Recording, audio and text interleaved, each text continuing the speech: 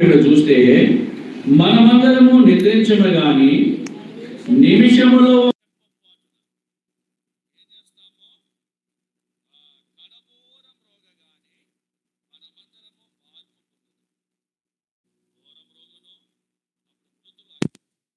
మనము మార్పు పొందాలి. సరే, గత వారం కూడా ఈ వాక్యాలు మనం ధ్యానిస్తూ వచ్చాం.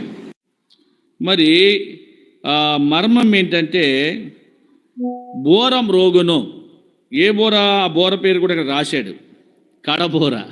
కడబోర అంటే చివరు, అంటే కృపకాలము ముగించబడిన తర్వాత ఇంకా కృపకాలం ఉండదు. ఇప్పుడు కృపకాలం ఉంది. కృపకాలంలో ప్రభుని ఆరాధించవచ్చు, కృపకాలంలో ఆయన సేవించవచ్చు. కృపకాలం ఉంది కనుకనే మనము, ఆయన కృప ఉంది కనుకనే మనం ఏం చేయవారము ఉన్నాం, నిర్మూలము కాకున్న వారముగా ఉన్నాం. కృపకాలము తర్వాత ఇక నిర్మూలతే, ఇంకా అవకాశం లేదు. సరే, ఇప్పుడు కృపకాలము ముగించబడిన తర్వాత ఈ కడబోరం రోగుతుంది. మృతులు అక్షయులుగా లేపబడతారు. ఎలా లేపబడతారో 7 వరుసలు మనం ధ్యానం చేసుకుంటూ వచ్చాం. 7 వరుసలు కలిపి ఒకటే పునరుత్థానం. అర్థమైందా? 7 వరుసలు కలిపి అంటే క్రమమైన రీతిలో లేపబడతారు వాళ్ళు, కానీ ఒకటే పునరుత్థానం అని గత ఆదివారము మనము ఆ యొక్క కడబోర మృతుల యొక్క లేపబడిన స్థితిని మనం తెలుసుకుంటూ వచ్చాం. ఈ వారం మనం చెప్పుకోబోయేది సజీవులుగా ఉండేవారు మార్పు చెందడం. సజీవులుగా ఉండేవాళ్ళు మార్పు చెందుతారు. వారు ఎలా మార్పు చెందుతున్నారంట, అది కూడా ఒక మర్మమే, మిస్టరీ. చదువుదామా? 52వ వచనం. ఇదిగో మీకు ఒక మర్మము తెలుపుచున్నాను, మనమందరము నిద్రించము గాని నిమిషములో ఒక రెప్పపాటున కడబోరం రోగగాని. నిమిషములో ఒక రెప్పపాటున అంట. మరలా నిమిషములోనే, నిమిషానికి ఒక రెప్పేయం. మనం ముందు నిమిషం అన్నాడు, నిమిషం అయితే ఎక్కువ అవుతుందని, తర్వాత ఏం రాశాడు, రెప్పపాటున. అది నిమిషం కాదు, అది అయిపోతుంది, అంతే, క్షణంలో అయిపోతుంది. నిమిషానికి 60 సెకండ్లు, అంటే నాకు తెలిసినంత మటుకు 1 సెకండ్లో అయిపోతుంది. నిమిషం కూడా టైం పట్టదు. అయితే కడబోరం రోగుతుంది. కడబోర, ఆ బోర ఎవరని చెప్పుకుంటూ వచ్చా? ప్రభువే. ఆ బోర ఎవరు? ప్రభువే. గత ఆదివారం చెప్పుకుంటూ వచ్చినాం, మీరు ఇప్పుడే మర్చిపోయినారు. గత వారం చెప్పిన వాక్యమే మర్చిపోతే ఇంకా పరలోకం ఏం పోతారు మీరు? వాక్యం మర్చిపోతే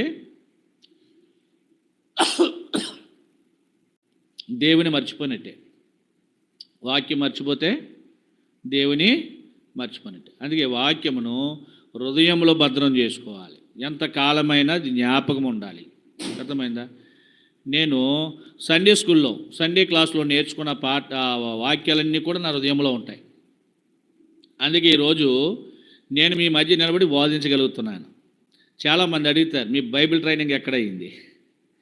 కొన్ని చోట్లకి వెళ్ళి వాక్యం చెప్తుంటే బైబిల్ ట్రైనింగ్ గురించి అడుగుతూ ఉంటారు. నేను, మాకు ఏ బైబిల్ ట్రైనింగు లేదు, దేవుడే మా ట్రైనింగ్, అంతే. మాకు ఏ ట్రైనింగ్లు, ఏ పట్టి క్లాసులు మాకు లేవు. ట్రైనింగ్ అవసరమా? క్లాసులు అవసరమా? మీకు అర్థమైందా? దేవుడు ఇవ్వాలా. అది ఎవరు ఇవ్వాలా? పేతురు, యోహానులు వారు ధైర్యం చేసినప్పుడు ఇలా చదువు లేదు, ఈ పాండిత్యం ఎక్కడి నుంచి వచ్చింది, ఎవరిచ్చారు? అది ప్రభు ఇవ్వాలా. వారు యేసుతో కూడా ఉండిన వారు గుర్తేది. సండే స్కూలు పాఠమే, సండే స్కూల్ పునాదే ఈరోజు మీ మధ్య నిలబడి వాక్యం చెప్పగలుగుతున్నాను. అందుకే మీ పిల్లల్ని క్రమమైన రీతిలో పెంచుకోవాలి. సండే స్కూల్ పంపించాలి. సండే స్కూల్ టీచర్స్ లోబడిలా చేయాలి, తిరగబడిలా మనం చేయకూడదు. అర్థమైందా? తిరగబడిలా మనము చేయకూడదు, లోబడిలా మనం చేయాలి. స్కూల్లో టీచర్స్కి ఎలాగైతే విద్యార్థులు లోబడి ఉంటారో, సండే స్కూల్లో పిల్లలు కూడా ఏం చేయాలా? అలా లోబడి ఉంటేనే వాళ్ళకి అర్థమవుతుంది. భయం లేకపోతే వాళ్ళకి రెబల్గా ఉంటారన్నమాట. రెబల్స్ ఉన్నారు కొంతమంది, రెబల్స్. తర్వాత మనం చాలా బాధ అనుభవిస్తూ ఉంటాం. సండే స్కూల్ చాలా విలువైనది. అలాగా మమ్మల్ని పెంచుతూ వచ్చాడు సోదరుడు రాజన్న. సండే స్కూల్ పెట్టి 1982 సంవత్సరం అది. మేము చాలా అప్పటికే నేను పుట్టి 2వ సంవత్సరం, నేను 81లో పుట్టాను. నేను పుట్టి 2వ సంవత్సరం నుంచి అలాగా అక్కడికి వెళ్ళి ఆ సండే స్కూల్ అలా కూర్చుంటున్నాను నేను పిల్లవాడిని. ఆ సండే స్కూల్ పాఠమే ఈరోజు ఎంత ప్రసంగికని చేసింది. అర్థమైందా? అందుకే ఈ మాటలన్నీ ఎందుకు చెప్తున్నానంటే, దేవుని వాక్యము ఎక్కడ ఉండాలా? హృదయంలో భద్రము చేసుకుంటే నువ్వు ఎంతకాలమైనా ముసలివాడు అయిపోయినా కానీ 22 సామెతలు 6 ఏం చెప్పాడు అక్కడ? బాలుడు నడవలసిన త్రోవ వాడికి నేర్పము, వాడు పెద్దవాడైనప్పుడు దాని నుండి అది మాట నువ్వు నేర్చుకుని హృదయంలో భద్రం చేసుకుంటే నువ్వు ముసలివాడు అయిపోయినా కానీ నీ మెమరీ తగ్గదు. మోషే గారికి తగ్గిందా? ముసలివాడైపోయినా బలం తగ్గిపోలేదు, కంటి చూపు ఎన్ని సంవత్సరాలు మోషే గారికి? 120 ఇయర్స్. 120 సంవత్సరాలు వచ్చినా కానీ అబ్రహ్మన్న 120 సంవత్సరాల వయసు వచ్చింది ఎవరికి? స్టెమినా తగ్గలేదంట. రెండవది కంటికి చూపు తగ్గలేదట. చాలా చిన్న చిన్న వయసులో ఈ పడిపోతున్నాయి, మనకేంటి కలజోలు పడిపోతున్నాయి. ఆ దినాల కలజోలు వేసేవాళ్ళు లేరు.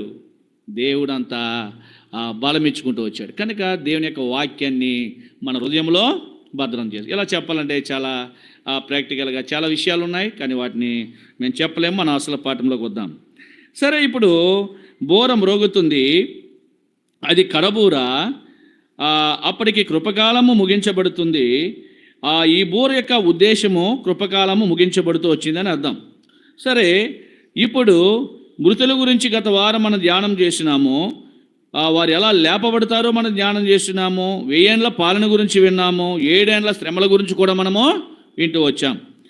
ఇప్పుడు మనము ఎవరము సజీవులుగా నిలుచుండేవారు ఎలా మార్పు పొందుతారు? ఇదిగో మీకు మర్మం తెలుపుతున్నాం. మనమందరం నిద్రించము కానీ నిమిషములో ఒక రెప్పపాటిన కడబోరం రోగం మనమందరము మార్పు పొందుతాం. అంటే నిలిచిన వారు అంటే సజీవులుగా ఉన్నవాళ్ళు, అంటే ప్రభు రాకడకు, ప్రభు వచ్చే రాకడకు సజీవంగా బ్రతికిన వాళ్ళు. చనిపోయిన వాళ్ళ గురించి ఇక్కడ రాయలే. సజీవులమై నిలిచి ఉండే మనము, వారి పరిస్థితి ఏంటంటే మార్పు పొందుతారంట. మృతులు లేపబడతారు, సజీవులు మార్పు పొందుతారు. వారిలో మార్పు కనబడాలా? చూద్దామా, ఎక్కడ దెస్సలోనికీయులకు రాసిన మొదటి పత్రిక 4వ అధ్యాయం. దెస్సలోనికీయులకు రాసిన మొదటి పత్రిక 4వ అధ్యాయము 16వ వచనం చదవండి. అందరూ చదవండి. ఆర్భాటముతోనూ ప్రధాన దూత శబ్దముతోనూ దేవుని బోరతోనూ పరలోకము నుండి ప్రభు దిగి వచ్చును. క్రీస్తు నందుండి మృతులైన వారు మొదట లేదు. ఆ మీదట తర్వాత కూడా చదవండి. సజీవులమై నిలిచిండు మనము వారితో కూడా ఏకముగా ప్రభుని ఎదుర్కొంటే ఆకాశ మండలమునకు మేఘల మీద కొనుకోబడుతుంది. కాగా మనము సదాకాలం ప్రభువుతో కూడా.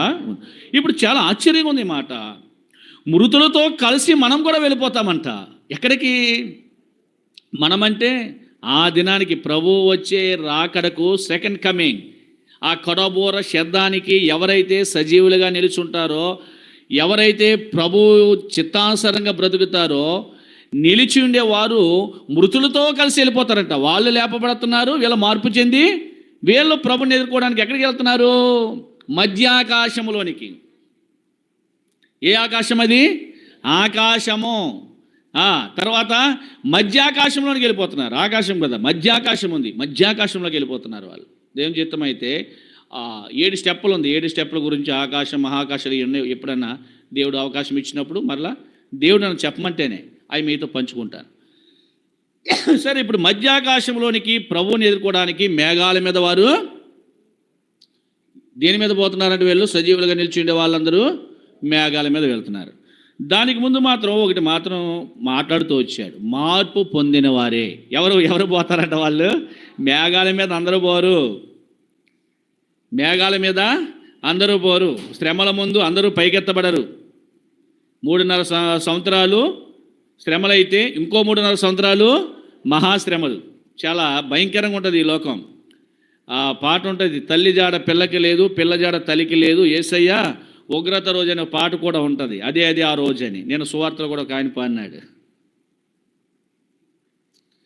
కనుక ఈ యొక్క శ్రమలు చూడకుండా, శ్రమలు అనుభవించకుండా మధ్యాకాశములో ప్రభును ఎదుర్కొనగల శక్తి ఎవరికి ఉందంటే, మేఘాల మీద వెళ్ళే శక్తి ఎవరికి ఉందంటే మార్పు పొందిన వారికి. ఏ మార్పు రావాల నీలో? ఎఫెసీయులకు రాసిన పత్రిక 3వ అధ్యాయము 20వ వచనం. రండి త్వరగా. మార్పు పొందాలా. మార్పు పొందకుండా ప్రభు యొక్క రాజ్యములో మధ్యాకాశంలో ప్రభువును మనము ఎదుర్కొనలేము. చూద్దామా 20వ వచనం. మా ఎఫెసీయులకు రాసిన పత్రిక 3:20.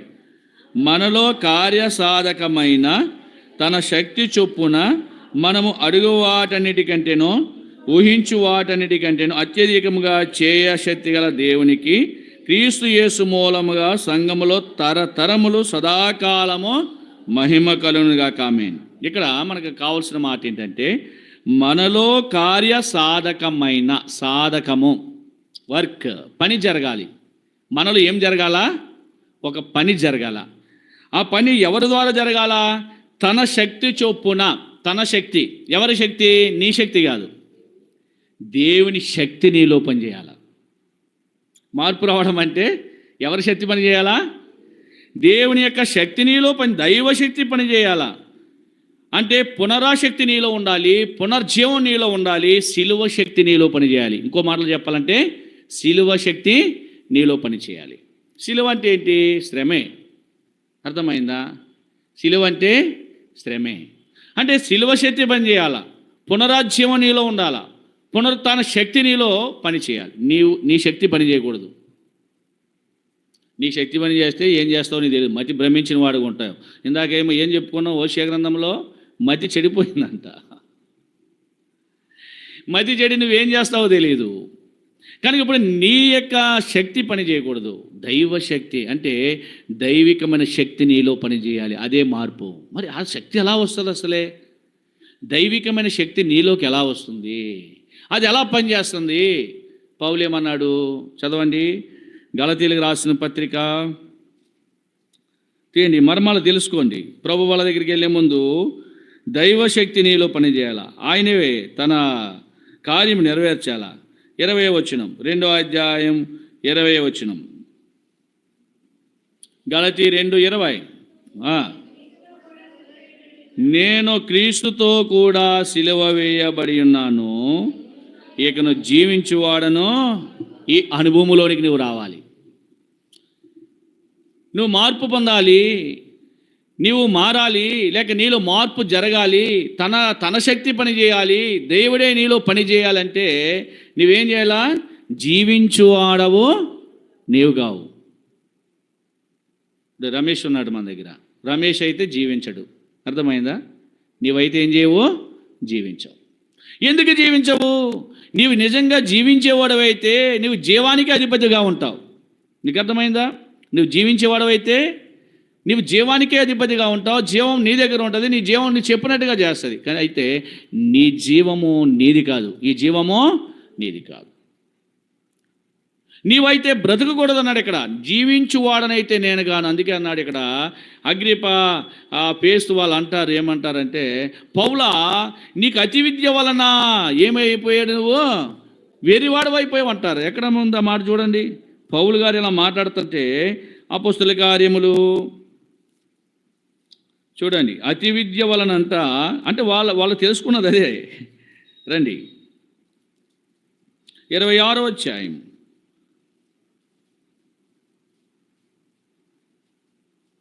24వ వచనం. అపొస్తలుల కార్యములు 26-24 చదవండి. సమాధానం చెప్పుకొనుచుండగా ఫేస్తు అంటాడు, పౌలా నీ వెర్రివాడవు, అతి విద్య వలన నీకు వెర్రి పట్టిన గొప్ప శబ్దముతో. అతి విద్య అంటే పౌలు చదివినట్టుగా అక్కడ చదివిన చదవలు ఎవరూ లేరు. ఒక్క మాట చెప్పాలంటే అర్థమైంది. అంత ఎక్కువ చదివాడంట. గొప్ప చదవరి. చదువులో ఫస్ట్ పెద్ద చదువు చదివాడు. ఎవరైనా? పౌలు. అందుకే పేస్తు అంటాడు, నువ్వు ఎక్కువ చదివేశావు, అతి విద్య వలన నీకేం పట్టింది? వెర్రి అంటే పిచ్చి పట్టింది. అందుకే ఇలా మాట్లాడుతున్నావు. చూడ్డానికి అలాగే ఉంటుందంట. నశించు వారికి మొదటి కొరింథీయులకు రాసిన పత్రిక 1వ అధ్యాయం చూడండి. ఎదకు రక్షిస్తావా? రాని. కొరింథీయులకు రాసిన మొదటి పత్రిక 1వ అధ్యాయము 18వ వచనం. సిలువను గూర్చిన వార్త నశించుచున్న వారికి వెర్రితనము కానీ రక్షించబడుచున్న మనకు, నశించిపోయే వాళ్ళకి ఎలాగ ఉంటుందంట? పౌలు కాదు అక్కడ వెర్రి పట్టడం, పేస్తుకి పట్టింది, అందుకే కూడా అలా మాట్లాడినాడు. నీకు అర్థమైందా? పట్టింది పౌలు నిజమే చెప్తున్నాడు. ఏమంటాడు? జీవించువాడను ఆకాశం కలిగిన దర్శనానికి నేను అవదేను గాను, జీవించేవాడు నేనైతే కాను, నా యందు ఎవరు జీవిస్తున్నారు? క్రీస్తే నా యందు జీవించుచున్నాడు. అది మార్పు అంటే. నిజంగా పౌలు జీవిస్తే ఎలాగుండేదో తెలుసా? మీరు చెప్పాలా. మీకు తెలుసు కదా పౌలు గారి చరిత్ర. సినిమా స్టోరీ చూసి చెప్తారా? దయ్యమయుడు, కరుణామయుడు, అవన్నీ యాక్టింగ్ అంతే. ఆలెగడ తీశారు పౌలు గారిని. ఎలా ఉండేవాడు తెలుసా? చెరసాల్లో పెట్టి బాధించేవాడు. అర్థమైందా? అసలే సంఘాలని బాధ పెట్టేవాడు. ఒక్క మాటలో చెప్పేశాడు. ఏమన్నాడంటే, పూర్వము నేను దోషకుడను, హింసకుడను, హానికరమైన వాడుగా ఉన్నాను. నాలో ఏముంది? దోషనే తప్ప రెండోది లేదు. నాలో హింసించడమే తప్ప రెండోది లేదు. నాలో హాని చేయడమే తప్ప వ్యక్తికి రెండోది అంటే అతనిలో ఏ మంచి కనబడడం లేదు. అంత నిష్టగా, అంత దౌర్భాగ్యంగా బ్రతుకుతూ వచ్చాడు. అది పౌలు యొక్క జీవితం. ఏం చెప్పండి? పౌలు జీవితం ఏంటి? దూషించుట, హింసించుట, హాని చేయుట.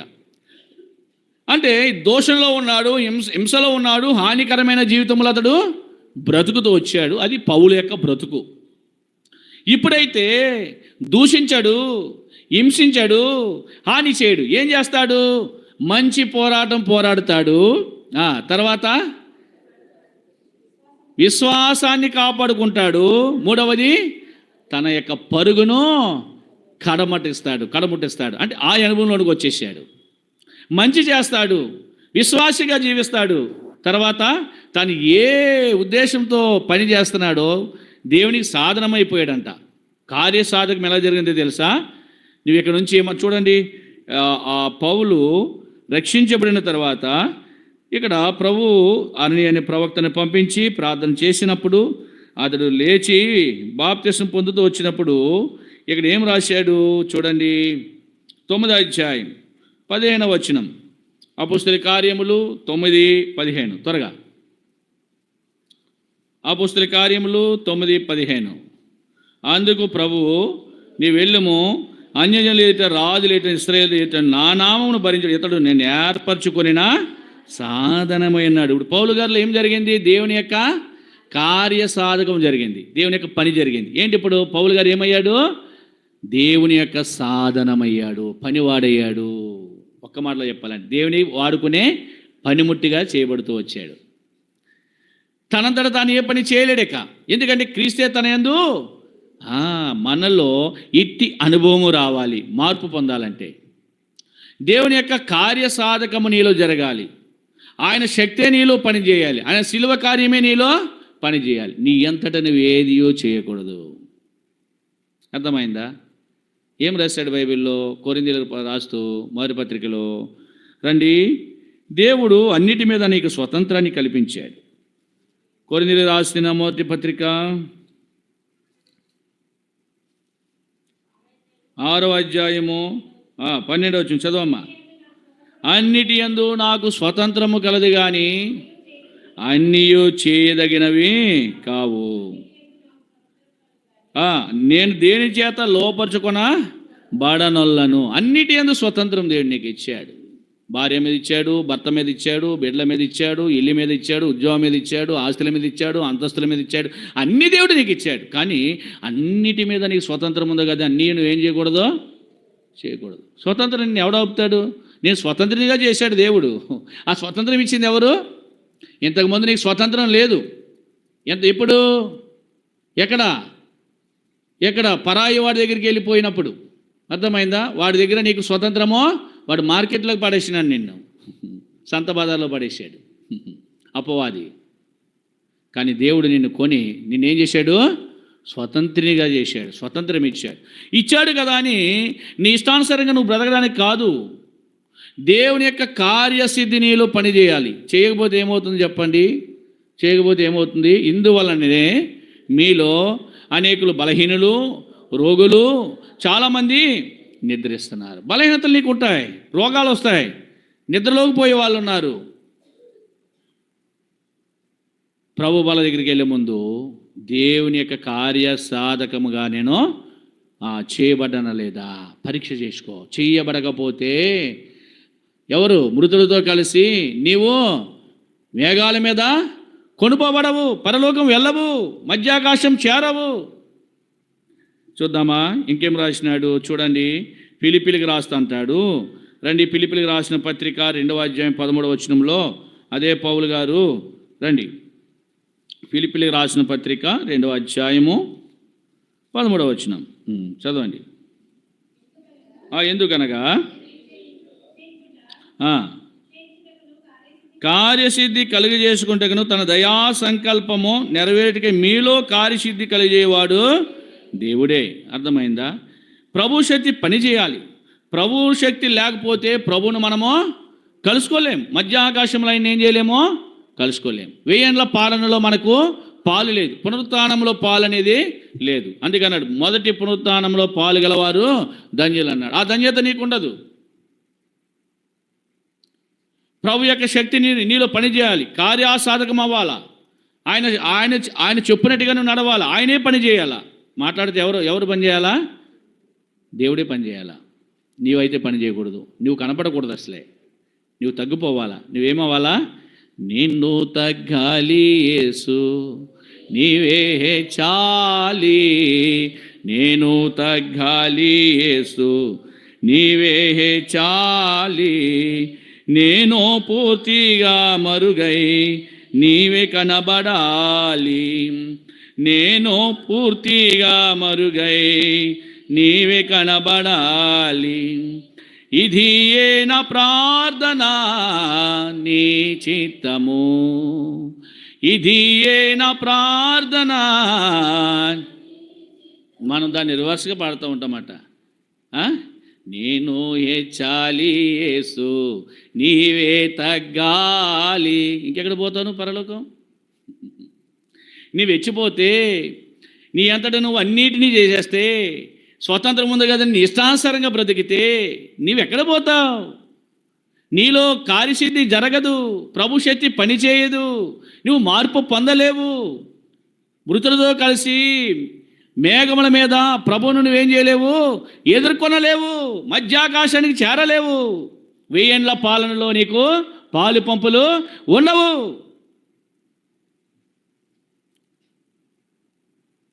ప్రియా సహోదరి సహోదరుడా, ప్రభు వాళ్ళ దగ్గరికి వెళ్తున్నావు, నీవు తగ్గిపోవాలి, ఆయనే హెచ్చాలి, ఆయన నీలో పని చేయాలి. ప్రభు పౌలు గారు అన్నాడు, జీవించువాడను నేను కాను, నేనైతే జీవించను, నేనైతే బ్రతికితా లేదు, నేను చచ్చిపోయాను. నా ఎందు ఎవరున్నారో క్రీస్తే పని చేస్తున్నాడు. ఫిలిప్పీ 1:21 ఏం రాశాడు అక్కడ? బ్రతుకుట నా మట్టుకైతే క్రీస్తే. క్రీస్తే నేను బ్రతుకుతున్నానంటే ఎవరు? క్రీస్తే, ఇంకెవరు కాదు బ్రతికించేది. కనుక దేవుని యొక్క కార్యసాధకము నీలో సంపూర్ణముగా జరిగించబడాలా. చదవండి, కొలస్సీలకు రాసిన పత్రిక 1వ అధ్యాయం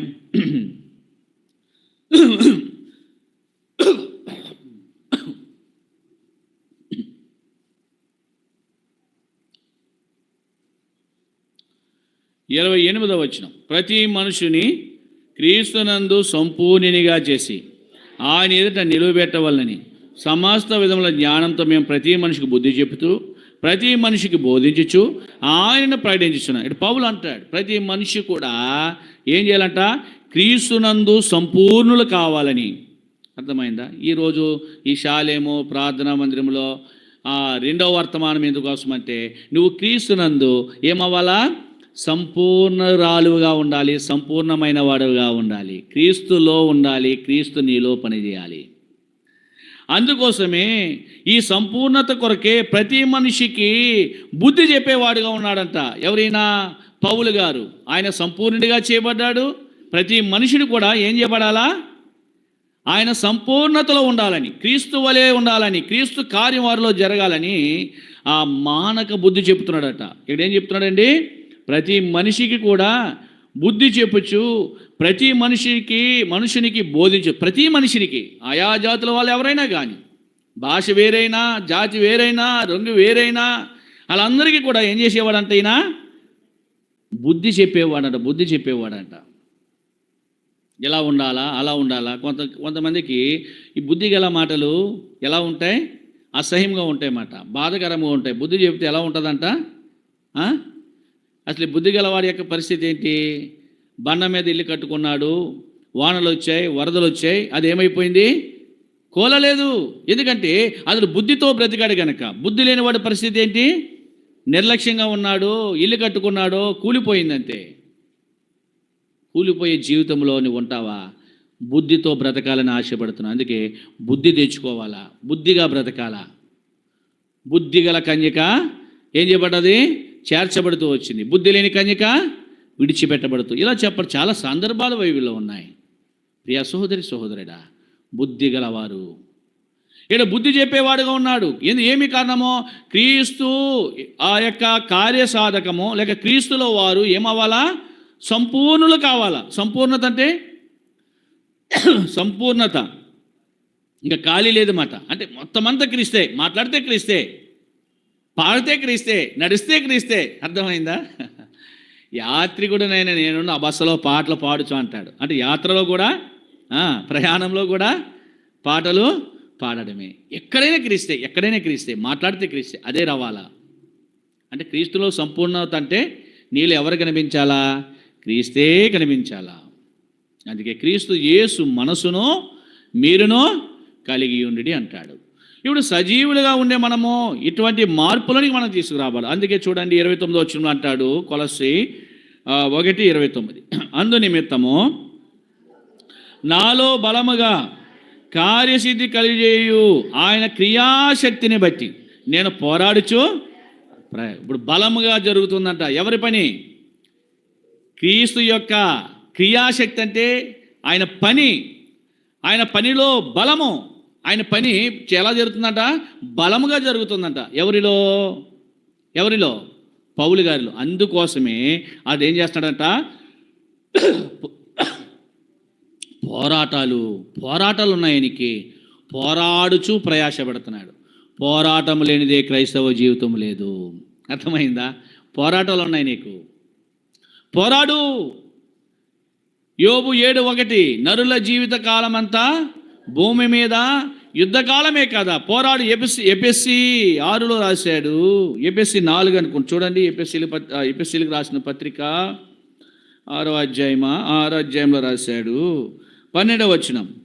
ఎపిఎస్సి 6:12, ఇయాలనగా మనము పోరాడునది శరీరులతో కాదు కానీ ప్రధానులతోనూ అధికారులతోనూ ప్రస్తుత అంధకార సంబంధులకు లోకనాథులతోనూ ఆకాశ మండలమందున్న దురాత్మల ఎన్ని గుంపులతోనూ పోరాడాలా. శరీరులతో కాదంట, మనుషులతో. శరీరులు ఎవరు? మనుషులే. నువ్వు శరీరులతో కాదు పోరాడేది, రక్త మాంసం కలిగిన వారితో కాదు. ప్రధానులు ఉన్నారు, అధికారులు ఉన్నారు, ప్రస్తుత అంధకార సంబంధులకు లోకనాథులు ఉన్నారు, ఆకాశ మండలమందున్న దురాత్మ. ఎన్ని గుంపులు ఉన్నాయి అక్కడ?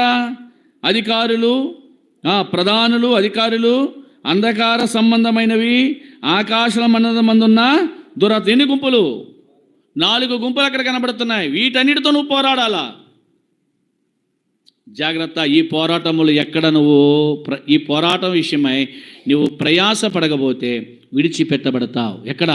కడబోరం రోగగానే ఏం చేయబడతావు? నీవు భూమి మీద విడిచిపెట్టబడతావు. పోరాటాలు ఉన్నాయి. అపవాదితో పోరాడాలా, సమస్యలతో పోరాడాలా, కలవరాలతో పోరాడాలా, ఈర్ష్యలతో పోరాడాలా, అన్నిటితో పోరాడాలా. అంత యుద్ధమే భూమి మీద. కనుక ఈ పోరాటాల్లో నీకు విజయం కలగాలంటే నీలో ఏం జరగాల?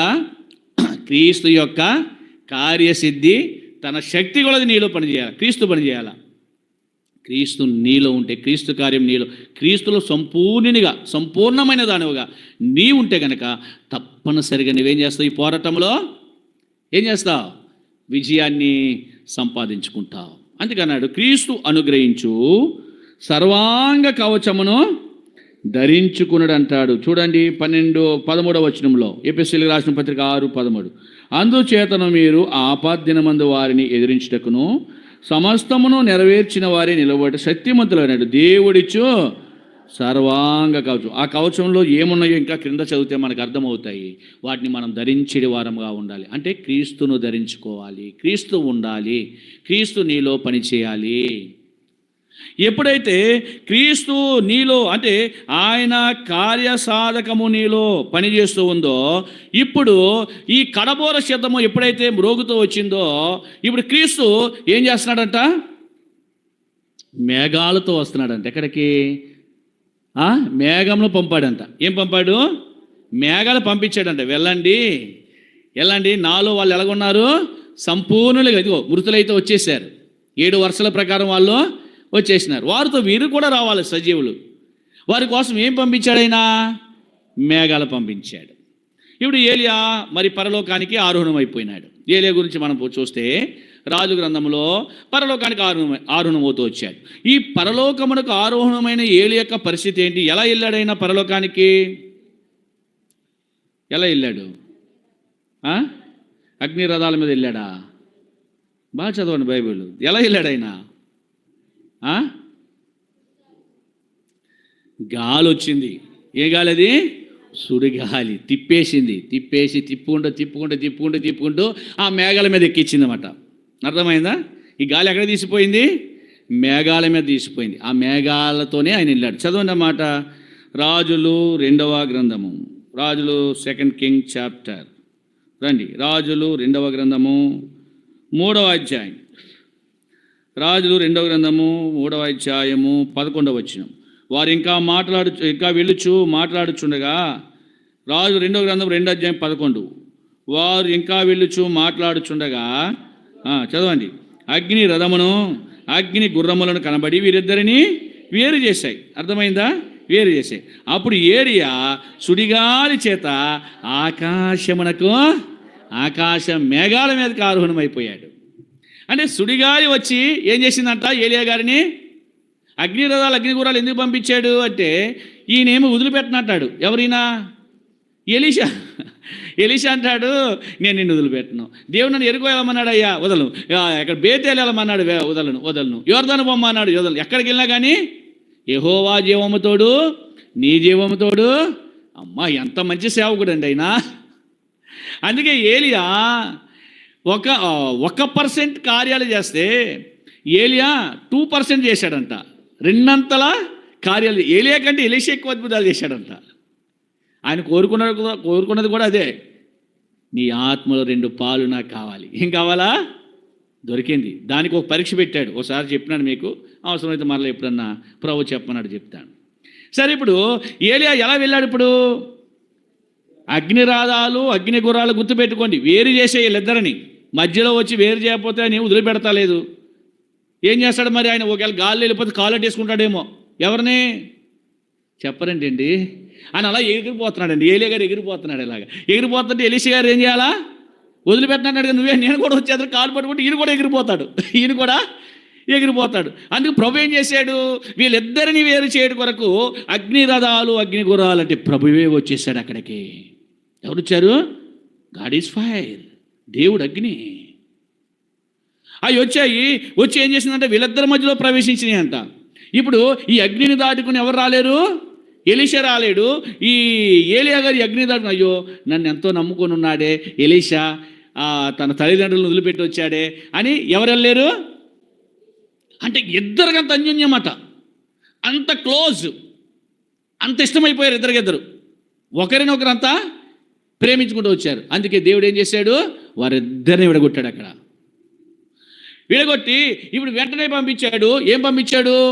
గాలి, సుడిగాలి. ఎలా ఉంటుంది? ఇలా తిప్పుతూ, ఇప్పుడు రావట్లేదు సుడిగాళ్ళు. సుడిగాలి వచ్చిందంటే ఎత్తి ఎక్కడ పడేస్తుందో తెలియదు, అంత భయంకరంగా ఉంటుంది. సుడి మాట ఇలా తిప్పేస్తుంది గాలి. సుడిగాలి వచ్చి ఏలియా గారిని ఎత్తుకుపోయి ఎక్కడ పెట్టిందంట? ఆకాశ మేఘాల మీద పెట్టేసింది. అక్కడ నుంచి మేఘాలు తీసిపోయి ఎక్కడికి? ప్రభు దగ్గరికి తీసుకుపోతూ వచ్చాయి. సరే, ఇప్పుడు మన భావం ఏంటంటే ఇప్పుడు కడబూరం రోగగానే మృతులు లేపబడ్డారు. సజీవులు ఏం చేయబడుతున్నారు? మార్పు పొంది. ఎలాగా? ఎవరిలో అయితే దేవుని యొక్క శక్తి పనిచేస్తుందో, శిలువ శక్తి పనిచేస్తుందో, పునర్జీవము పునరశక్తి పనిచేస్తుందో, వారు ఏం చేస్తున్నారు? మార్పు పొందుతున్నారు. ఎలా మార్పు పొందుతున్నారంటే ఇప్పుడు కడబోర సిద్ధానికి కింద చదువమ్మా 53వ వచనం, 1 కొరింథీ 15:53 త్వరగా. 1 కొరింథీ 15:53. క్షయమైన ఈ శరీరము అక్షయతను ధరించుకొనవలసి ఉన్నది, మర్త్యమైన ఈ శరీరము అమర్త్యతను ధరించుకునే టైం వచ్చేసింది. విజయమందు మరణమిక మింగివేయబడిననే వాక్యం అక్కడ నెరవేరిపోతుంది. అర్థమైందా? క్షయమైనది ఈ శరీరం. ఈ శరీరం ఎలాంటిది? ఈ క్షయమైన శరీరం అంట ఏమొచ్చిందంటే ఇప్పుడు దానికి అక్షయమైన శరీరం వచ్చింది, అక్షయతలోనికి వచ్చేసింది. మృతుల పరిస్థితి ఏంటి? మృతుల పరిస్థితి ఏంటి అమ్మా? మృతులు ఏం చేయబడ్డారు? చదవండి అక్కడ. మృతులు ఎలా లేపబడ్డారు? వాళ్ళు అక్షయులు. ఎక్కడుంది ఆ మాట? చదువు. బోరం రోగాన్ని మృతులు ఎలా లేపబడ్డారు అంటే మృతులకు కూడా అక్షయత ధరించారు. ఇప్పుడు సజీవులుగా ఉండేవారు కూడా ఏమి ధరించారు? ఇప్పుడు చెప్పాలా? అక్షయత ధరించారు. అర్థమైందా? ఈ శరీరము, ఎందుకంటే సజీవంగా ఉన్నాం కదా, ఈ శరీరముతో ప్రభు రాజ్యానికి మనము చేరలేము. అర్థమైందా? మానవ శరీరముతో దేవుని యొక్క రాజ్యం లేక దేవుని మనము ఎదుర్కొనలేము. అందుకే శరీరము దాని ఇచ్ఛలను తొలగించు పాట ఉంటుంది, బాగా సుందర్ సింగ్ గారు బాగా పడేవారు. మహిమతో నిండిన మహారాజా, మహిమతో తిరిగి వాచువాడా, శాంసమును దాని క్రియలెల్లను ఆశతో వాక్యము చే తొలగించుము ప్రభు తొలగించుము, ఆశ చే వాక్యము చే తొలగించుము, మాంసమును దాన్ని లేక శరీరమును దాన్ని క్రియలెల్లను ఆశతో వాక్యము చే తొలగించయా. శరీరము దాని క్రియలు ఏం చేయాలా? శరీరము, ఈ శరీరంతో ఎలా పోతాం? శరీర కార్యాలు ఎలాగున్నాయి? స్పష్టంగా ఉన్నాయి. ఎక్కడ?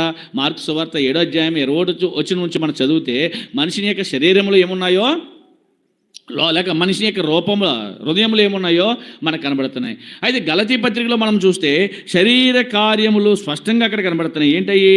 చూడండి, గలతీలకు రాసిన పత్రిక. ఈ శరీరంతో ప్రభువును మనం ఎదుర్కొనలేము.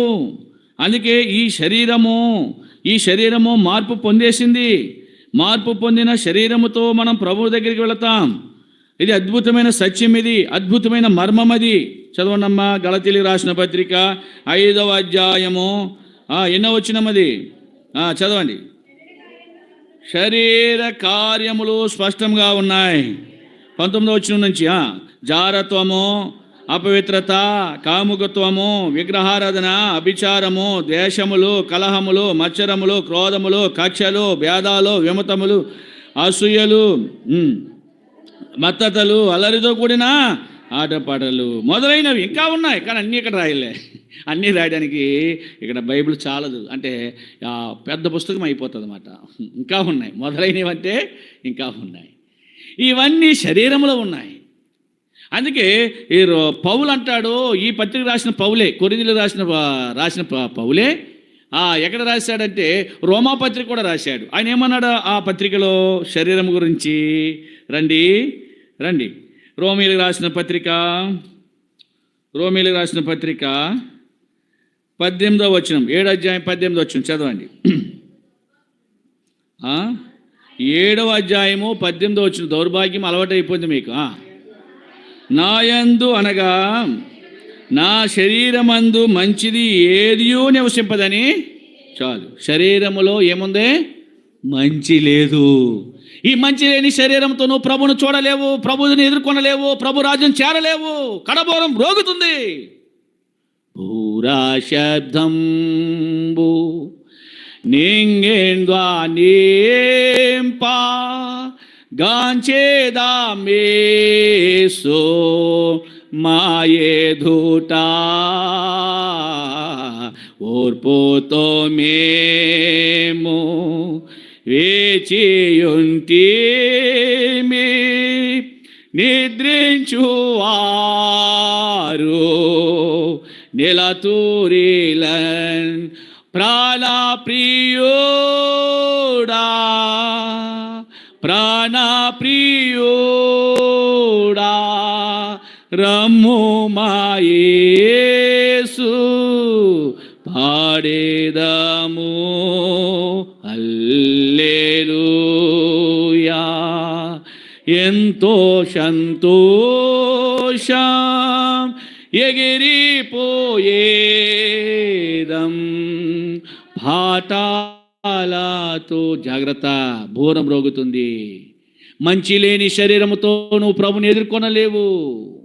కనుకనే ఇప్పుడు ఏమవుతుందంటే, ఎవరిలో అయితే దేవుడు క్రీస్తుకు ఎవరైతే సంపూర్ణులుగా చేయబడతారో, ఎవరిలో అయితే క్రీస్తు యొక్క శక్తి పని జరుగుతుందో, శిలువ శక్తి పని జరుగుతుందో, వారు ఏం చేయబడుతున్నారు? ఇప్పుడు మర్త్యమైన ఈ శరీరము, క్షయమైన ఈ శరీరాన్ని విడిచిపెట్టి ఏం ధరించారంటే ఇప్పుడు అక్షయతను ధరించుకుని ఎక్కడికి వెళ్తున్నారంటే ఇప్పుడు చదవండి. ఇప్పుడు మన పాఠంలో వద్దాం. దెస్సలోనికీయులకు రాసిన మొదటి పత్రిక 4వ అధ్యాయం. దెస్సలోనికీయులకు రాసిన మొదటి పత్రిక 4వ అధ్యాయం, 4వ అధ్యాయము 17వ వచనం చదవండి. ఆ మీదట సజీవులమై నిలిచిండు మనము వారితో కూడా ఏకముగా ప్రభువుని ఎదుర్కొనుటకు ఆకాశ మండలమునకు మేఘముల మీద కొనుపోబడదము కాగా, మనము సదాకాలము ప్రభువుతో కూడా మేఘముల యందు, మేఘముల మీద. ఎవరితో కూడా? ఒకవైపు తన పైన వచ్చిన చదివితే మీకు అర్థమవుతుంది కదా, ఇందాక చదువుతున్నారు కదా, మృతులు అక్షయులుగా లేపబడ్డారు. ఎలా లేపబడ్డారు? అక్షయతను వారు ధరించారు. ఇప్పుడు సజీవులు అంటే బ్రతికిన వాళ్ళు. అందరూ చచ్చిపోరు కదా ప్రభు రాకడికి. అందరూ చచ్చిపోతే శ్రమలు ఉంటాయి. ఇంకా ఉన్నారు, విశ్వాసులు ఉన్నారు దాంట్లో. కనుక ఈ విశ్వాసులు శ్రమలను ముందే పైకెత్తబడాలి అంటే ఈ సజీవులుగా ఉన్న వీళ్ళు ఏం చేయబడాలా? మార్పు చెందాలి, కార్యసిద్ధి జరగాలి, ప్రభు యొక్క పని జరగాలి. సంపూర్ణులుగా క్రీస్తులు సంపూర్ణంగా ఉన్న వాళ్ళకు ఏమొచ్చిందంటే ఇప్పుడు అక్షయతను ధరించేశారు. వాళ్ళు మారిపోయింది శరీరం. ఈ శరీరంలో మంచి లేదు. ఈ మంచి లేని శరీరంతో ప్రభు దగ్గరికి వెళ్ళలేము కనుక దేవుడు దీన్ని ఏం చేశాడు? ఈ శరీరాన్ని పూర్తిగా మార్చేసాడు, డెలిట్ చేసాడు. ఇక లేదు ఇంకది. దీని మీదకి వచ్చిందంట, ఈ ఆత్మ మీదకి ఇంకొక శరీరం వచ్చిందంట. అదేంటది? అక్షయత. ఏంటి చెప్పండి దాని పేరు? అక్షయమైన దేహం అనొచ్చు ఒక్క మాటలో చెప్పాలంటే. ఏ దేహం అది? అక్షయమైన దేహము. ఆనాడు ఆదామవ్వలకు ఇచ్చిన అక్షయమైన దేహం అది. మీకు అర్థమైందా? యేసు ప్రభు గారు ధరించిన అక్షయమైన దేహం అది. అలాంటి అక్షయతను ఏం చేశాడు? ఇప్పుడు వీళ్ళకి, ఈ ఆత్మకి ధరించాడు. ఎవరికి? సజీవులుగా బ్రతికిన వారు ఆ అక్షయతను ధరించుకొని ఇప్పుడు ఏం చేస్తారంట? మేఘాలు వస్తాయంట. మేఘముల మీద ప్రభువుని ఎదుర్కోవడానికి ఆనాడు ఏలియా కోసం మేఘాలు వచ్చినట్టుగా నీవు కూడా మేఘాల మీద. మరి ఏలియాకైతే గాలి వచ్చింది, ఎక్కడ తీసిపోయింది? మేఘాల మీద. మరి నీకేం గాలి ఉంది? నీ గాలి తీసిపోయి సముద్రంలో పడేస్తుంది, సునామీ ఇది. ఏలియాకైతే గాలి వచ్చింది, నీ పరిస్థితి ఏంటి? నువ్వు ఎలా ఎగురుతావు? మేఘాల మీదకి ఎక్కాలి. మేఘాలు భూమి మీదకి వస్తాయా? చేపల పరిస్థితయా? భూమి మీద మేఘం రాదు. అర్థమైందా? మేఘాల మీద నువ్వు ఎక్కాలి. మేఘం మీద ఎక్కితే అక్కడ ఉన్న ఆ మేఘము ప్రభు ఉండి మధ్యాకాశాన్ని తీసిపోతుంది. మరి ఎలాగా? ఎలా ఎక్కుతావు? చదువుదామా? చూడండి, ఆ మర్మం కూడా చూడండి.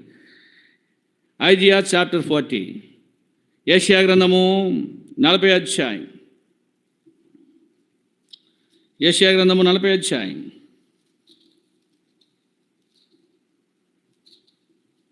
అందరూ చదవండి ఈ మాట.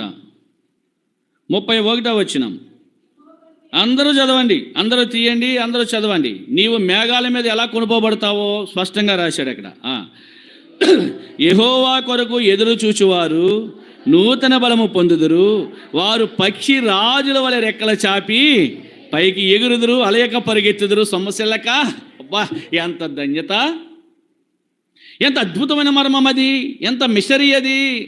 దేవుని కొరకు ఎవరైతే ఈ విధముగా క్రీస్తు యొక్క కార్యసాధకముగా ఎవరైతే చేయబడుతూ వచ్చారో, ఎవరి యొక్క శరీరములైతే మార్పు చెందుతూ వచ్చాయో, మార్పు అక్షయతను ధరించిన వాళ్ళు ఏం చేస్తారంటే ఇప్పుడు పక్షి రెక్కలు కాదయ్యి, అక్షయమైన రెక్కలు అవి, అక్షయత రెక్కలయ్యి. మీకు అర్థమైందా?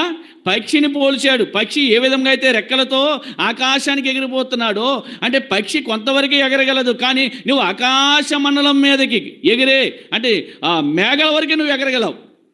నీకు అర్థమైందా? మేఘం వరకే ఈ పక్షి రెక్కల వలె నువ్వేం చేస్తావు? నీ రెక్కల జాచి. ఏ రెక్కలయ్యి? క్షయమైన రెక్కలు కాదు అవి, అక్షయతమైన. అక్షయతను ధరించినప్పుడు, ఇది అక్షయతను నువ్వు ధరించినప్పుడు, అక్షయతను ధరించిన నీవు ఏం చేస్తావంట? రెక్కలు చాచి ఎగురుతావు. ఎక్కడి వరకు? మేఘం వరకు. ఎక్కడి వరకు? ఎగిరంట. ఇలా ఎగిరినప్పుడు మరి ఎలా ఎగురుతూ ఉంటే అలసిపోతాం కదా. అలుస్తాయో లేవో చెప్పండి. ఇలా 5 నిమిషాలు పెట్టండి మీరు చేతులు.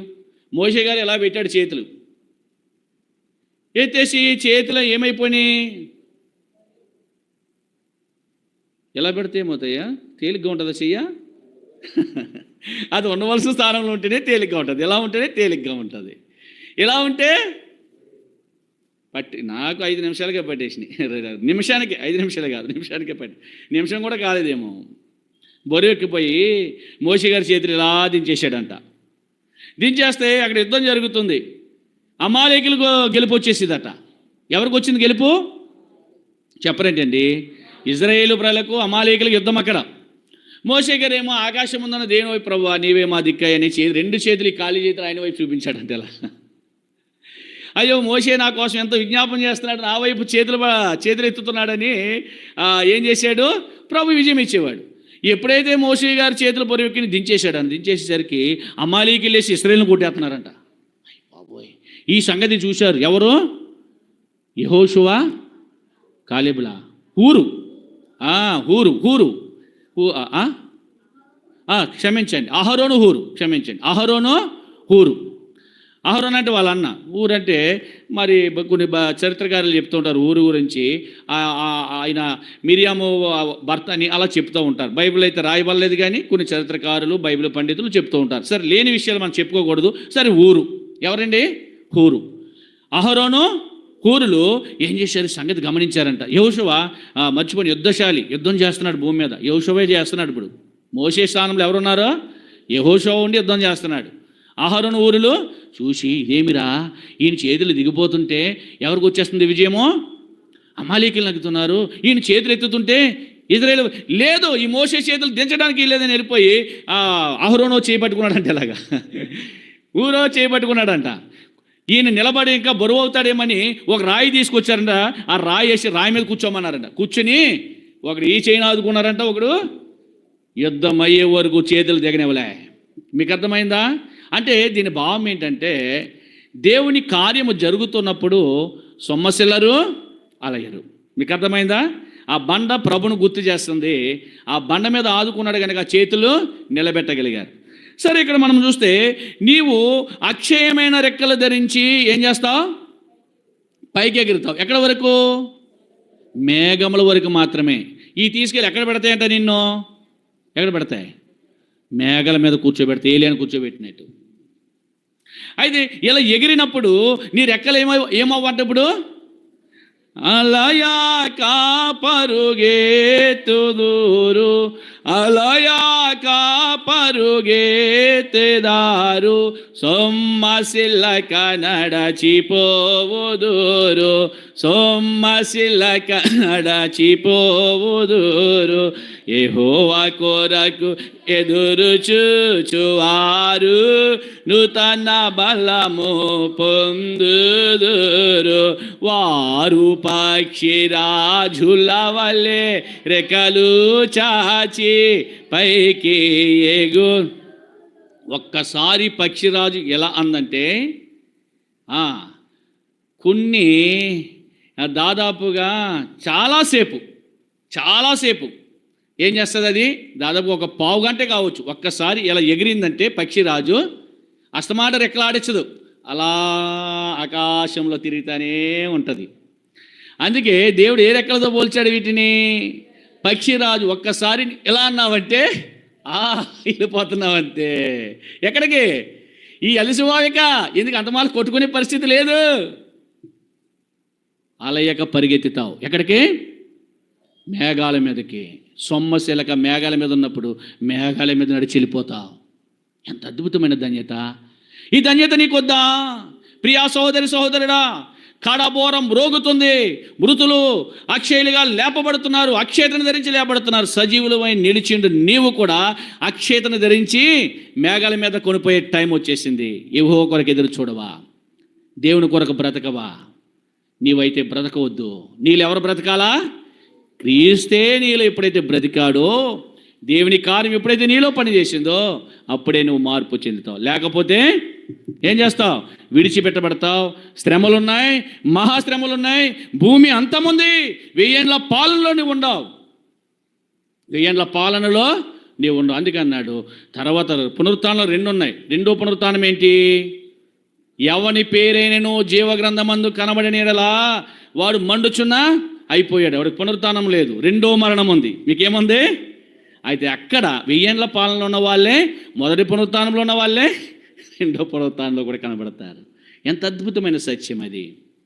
ఈ భాగ్యం నీకు కావాలంటే పరీక్షించుకో. నువ్వు ఎలాగున్నావు? దేవుని ఉద్దేశం నెరవేరుస్తున్నావా? ఆరాధించే వ్యక్తిగా ఉన్నావా? దేవుని మహిమకరమైన వ్యక్తిగా ఉన్నావా? దేవుని యొక్క క్రియాశక్తి నీలో పనిచేస్తుందా లేదా? సాధకం వల్ల వాడబడుతున్నావా దేవుని కొరకు? లేకపోతే నీకు స్వతంత్రం ఉందని నీ ఇష్టానుసారంగా నువ్వు బ్రతుకుతున్నావా? అందుకే అన్నాడు 1 కొరింథీ 11:28, కాబట్టి ప్రతి మనుషుడు తన్ను తాను పరీక్షించుకోవాలి. అలాగూ చేసి ఆ రొట్టెని తిని ఆ పాత్రలను త్రాగాల. పరీక్షించుకోవా? పరీక్షించుకున్న వారమై, పరీక్షించబడిన వారమై ప్రభువులో చేవేనట్లుగా కూడి వచ్చిన ఆత్మదేవుడు మన సహాయం చేయనుగాక. ఆమేన్.